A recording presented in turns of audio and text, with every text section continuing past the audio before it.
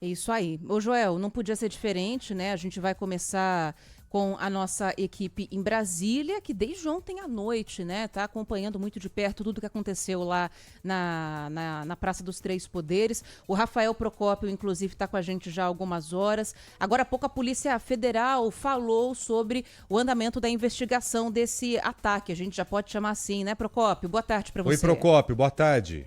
Oi, meninos. Boa tarde a vocês e a todos que estão com a gente. Pois é, a Polícia Federal entende que esse incidente, por assim se dizer, que a gente acompanhou aqui em loco desde que ele aconteceu na Praça dos Três Poderes ontem à noite, vai ser tratado como uma espécie de atentado terrorista, uma tentativa de abolir o Estado Democrático de Direito. É nessa linha que a Polícia Federal está trabalhando, inclusive já existem alguns depoimentos colhidos de maneira informal, na verdade, a ex-esposa deste homem, o Francisco Valdemar Luiz, de que ele tinha uma intenção de entrar no prédio do Supremo Tribunal Federal para tentar contra a vida do ministro Alexandre de Moraes. As investigações continuam, existe mais uma linha de uma perspectiva de que ele pode ter agido sozinho, mas mesmo assim existe essa informação de que conversou com alguns grupos e saber exatamente que tipos de grupos são esses, o que foi dito, se esses grupos tiveram alguma influência de fato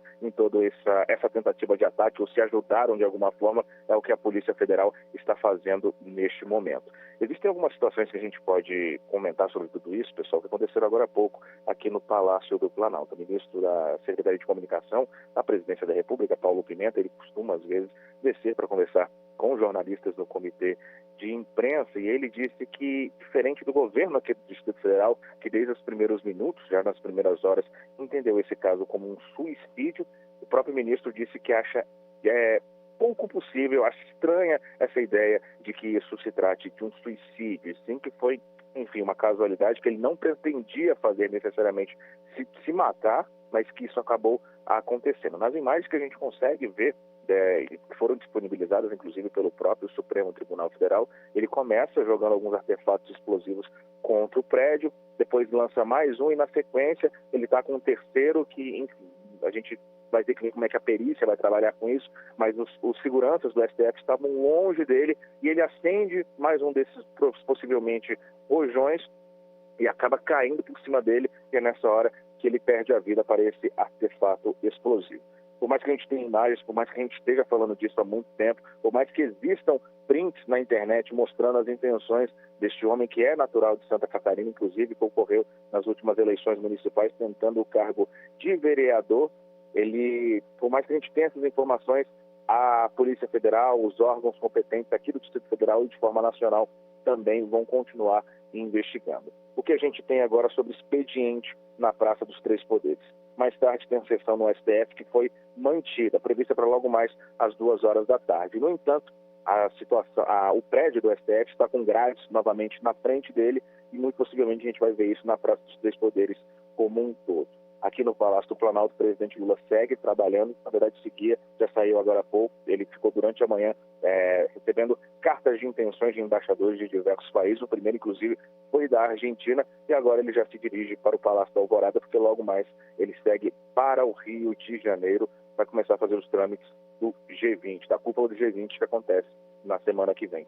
No Congresso Nacional, até então, expediente suspenso, teríamos apenas uma sessão solene em homenagem aos advogados às 3 horas da tarde. Ela foi suspensa lá na Câmara dos Deputados, Senado Federal, situação muito similar. Mais que a gente esteja vendo uma situação tanto incomum que mobilizou todo o noticiário brasileiro desde ontem, aparentemente a gente entende que as forças dos três poderes estão bem confiantes na apuração da própria Polícia Federal e não devemos ver grandes modificações de segurança, pelo menos até então. Falei bastante, né, pessoal? Ô, Procópio, me fala uma coisa. O que está sendo comentado aí a respeito de falha ou não da segurança? Deveria ter algum tipo de ação diferente? Ou o protocolo foi cumprido, pronto e acabou? O que está sendo comentado a respeito disso? Olha, Joel, especificamente, a gente acompanhou ontem a coletiva da governadora em exercício, que é a vice-governadora Celina Leão, também acompanhamos a Polícia Federal sobre essa questão. A Praça dos Três Poderes, esse ponto, ele é um caminho aberto.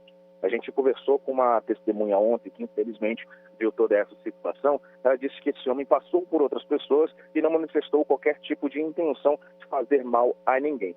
Essa região aqui, ela sempre foi aberta. Ela ficou fechada durante um bom tempo após os casos de 8 de janeiro. Aparentemente, pelo que a gente conseguiu pesquisar até agora, grandes modificações na segurança aqui na Praça dos Três Poderes não devem ser produzidas, tirando essa grade que a gente consegue ver agora. Inclusive, estou de frente para o prédio do Supremo Tribunal Federal nesse instante e já foi mobilizado em pouco tempo essa grade. Sobre falhas, sobre outras situações, é uma região que ela não é ostensivamente observada, até porque, de fato, é um local público, é como se fosse uma praça, tanto que ela foi reaberta hoje de manhã e, na sequência, a gente já viu turistas por ali, inclusive turistas com diferentes sotaques. É uma região aberta e a gente só vê, geralmente, segurança em frente aos prédios públicos. Tem a segurança específica do Congresso Nacional, tem a segurança específica do Supremo Tribunal Federal e aqui no Palácio Planalto tem a segurança específica, que é o GSI, o Gabinete de Segurança Institucional. Então, a Praça dos Três Poderes em si é uma praça pública, por assim se dizer, que ela fica sempre aberta. Então, qualquer pessoa pode passar por ali ou, enfim, pode passar e fazer... Geralmente isso não acontece, mas existe essa possibilidade de alguém passar e fazer alguma coisa. O que agora vai ser mais aprofundado, vai ser investigado ainda mais, é porque este homem, ele publicou nas redes sociais. Então, tanto a Polícia Federal quanto a Agência Brasileira de Inteligência, se tiveram acesso a essa questão, não tomaram as devidas providências ou então não acharam que existia um nível de violência possível dentro dessas ações que foram anunciadas nas redes sociais. São alguns posicionamentos um tanto quanto distantes, um pouco quanto dispersos, mas especificamente sobre falha na segurança, ninguém falou abertamente. Ontem, logo depois de tudo isso que a gente vem comentando, o governo aqui do Distrito Federal tratou logo de chamar uma coletiva de segurança para falar que estava apurando, que não ia deixar nada disso acontecer e garantiu a segurança da população do Distrito Federal. Mas especificamente sobre falha, nenhuma dessas autoridades comentou. O cara poderia ter entrado com uma .50 lá no carro, parado lá na porta, montado o tripé e atirado para todos os lados ali. Por exemplo. Não é? Cara, você vai só permitindo que o grau de agressividade vá aumentando numa situação como essa. Acho que o mínimo era repensar a segurança a ponto de você pelo menos falar, olha, sim, vamos mudar algumas coisas e tal, para que pelo menos não corra o mínimo risco de se acontecer o que aconteceu. Uma coisa dessas. Agora, se não vai mudar nada, é porque tá tudo certo, né? O ataque que aconteceu ontem tá tudo certo. Se o cara para ali com um lança-foguete. Mas pode haver uma ideia de querer passar uma noção de normalidade mesmo, né?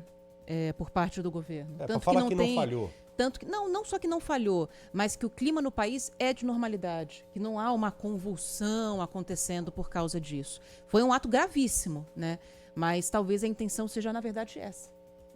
E que, infelizmente, pode servir de estímulo para outros malucos, outros lobos solitários, que tem o impedimento, o quê?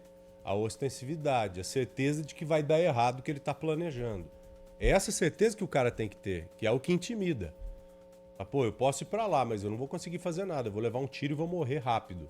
É por aí. Procópio, um abraço, obrigada, querido. Viu? Só para finalizar, pessoal, vocês falaram que isso pode, enfim, mobilizar outras pessoas. A gente não sabe se isso aconteceu de ontem para hoje ou se foi hoje. Mas a Polícia Federal já confirmou que a presidência do STF recebeu um e-mail ameaçador justamente nessa linha, citando o nome dessa pessoa que acabou morrendo na Praça dos Três Poderes e enviando uma foto que continha, enfim, guias da Igreja Católica e um revólver ao lado. Não faz nenhum sentido, mas sim, infelizmente mobiliza outros tipos de pessoas e esse e-mail que a Polícia Federal pelo menos teve o conhecimento nesta quinta-feira já está sendo investigado e quem mandou esse e-mail, da onde e por quê também. É isso. Valeu, Procópio. Abraço, pessoal. Agora há pouco, o ministro da Justiça, Ricardo Lewandowski, se pronunciou. Ele está no Uruguai, na abertura da reunião de ministros da Justiça do Mercosul, ele próprio. E vamos ouvir o que ele falou. Estes lamentáveis episódios nos fazem pensar que, mais do que nunca, é preciso reforçar a cláusula democrática que está inscrita em nossos tratados fundantes, os tratados que dão a base a esta associação importantíssima que é do Mercosul e reforçar essa cláusula democrática mediante instrumentos legais e ações coordenadas que lhe deem efetividade e que impeçam retrocessos institucionais. Tá aí, então, a fala do ministro da Justiça, Ricardo Lewandowski. A gente vai